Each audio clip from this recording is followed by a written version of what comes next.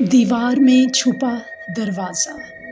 لاہور کے اندرون شہر میں واقع کوچہ وزیر خان کے قریب ایک ویران گلی میں ایک پرانی حویلی واقع تھی جسے لوگ حویلی سکندر کے نام سے جانتے تھے۔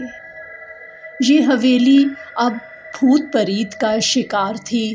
در و دیوار جھکے ہوئے، کھڑکیاں ٹوٹی ہوئیں اور چھت سے جھاڑیاں لٹک رہی تھیں، مگر اس کی ایک خاص بات تھی۔ لوگ کہتے تھے یہاں کچھ ایسا ہے جو نظر نہیں آتا۔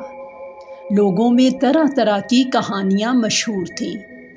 کسی نے کہا یہاں رات کو روشنی جگمگاتی ہے، کسی نے کسی عورت کے رونے کی آوازیں سنی، اور کئی لوگوں نے عجیب و غریب سائے چلتے دیکھے، مگر ان سب میں ایک قدر مشترک تھی، وہ دیوار۔ یہ کہانی ہے علی رضا کی، ایک نوجوان مورخ جو بیرون ملک سے تعلیم حاصل کر کے واپس آیا تھا۔ اس کا شوق تھا کہ پاکستان کی گمشدہ اور پراسرار تاریخ کو سامنے لائے۔ ایک دن دہلی کے ایک پرانے کتب خانے میں اسے ایک پرانی ڈائری ملی۔ یہ ڈائری ایک انگریز محقق کی تھی جو بر صغیر میں 19ویں صدی کے اواخر میں تعینات رہا تھا۔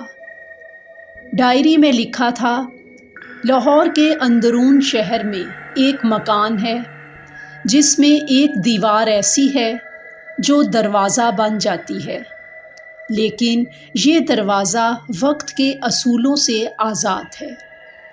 جو اس میں داخل ہوتا ہے وہ واپس ضرور آتا ہے، مگر ویسا نہیں رہتا۔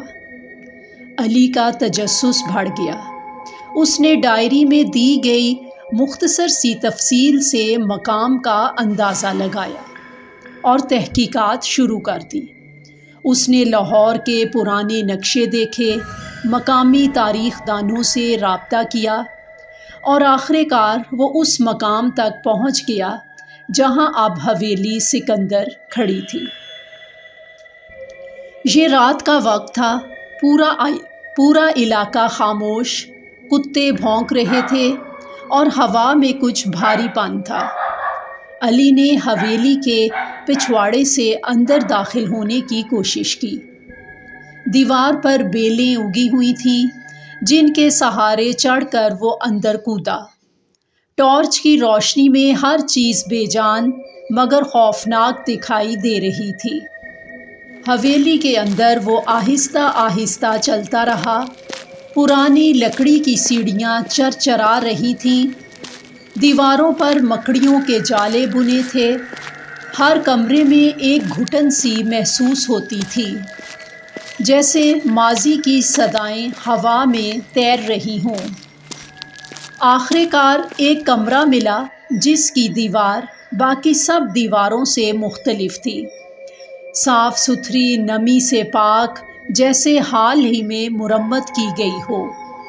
علی نے فوراً یادداشت میں محفوظ ڈائری کی ہدایات نکالی۔ دیوار کو ہاتھوں سے ٹٹولتے ہوئے اس نے ایک اینٹ پر انگلی رکھی۔ وہ اینٹ اندر کو دھنس گئی۔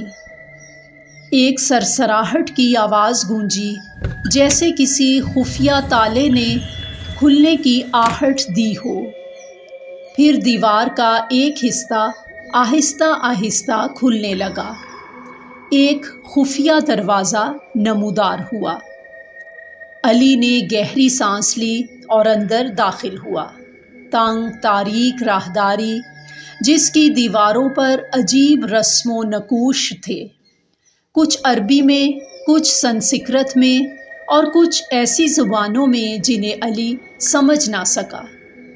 ایک جگہ پر الفاظ کندہ تھے، یہ دروازہ زمان و مکان سے آزاد ہے، جو اندر جائے وہ خود سے ملتا ہے۔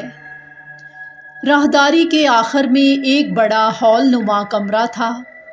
یہاں ایک پرانا میز اور ایک رجسٹر رکھا تھا۔ علی نے رجسٹر کھولا تو حیرت زدہ رہ گیا۔ اس میں حویلی کے تمام مکینوں کی تفصیلات تھیں، مگر ایک چیز عجیب تھی، ہر 10 سال بعد ایک ہی نام دوبارہ آتا تھا، یوسف سکندر۔ کیا یہ ممکن ہے کہ وہ شخص زندہ ہو یا وقت کے دائرے میں قید؟ میز پر ایک اور تحریر لکھی تھی، وہ تھی: جو در کھولے وہ قید ہو، جو قید ہو وہ نیا در رکھے۔ علی کے پیچھے دروازہ بند ہو چکا تھا۔ اچانک کمرے کے ایک کونے سے ہلکی سی روشنی ابھری۔ ایک آئینہ علی کو نظر آیا۔ علی جیسے ہی اس کے قریب گیا، اسے اپنا عکس نظر نہیں آیا، بلکہ ایک اور شخص، گھنی داڑھی والا، گہری آنکھوں والا، وہی یوسف سکندر تھا۔ مگر کچھ ایسا تھا جو انسانی نہ لگتا تھا۔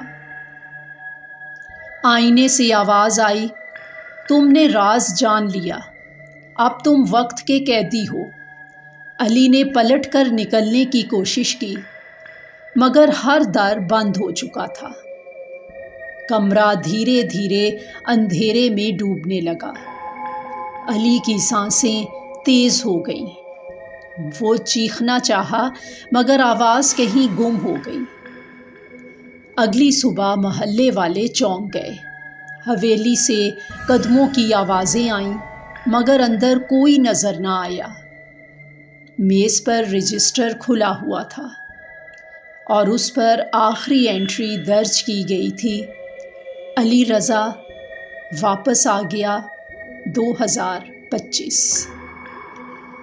یہ حویلی اب بھی وہی ہے، دروازہ بھی وہی ہے، مگر اب اس کے انتظار میں ہے اگلا قیدی۔ یہ کہانی جاری ہے، اس کی اگلی قسط جلد ہی آپ کو سننے کو ملے گی۔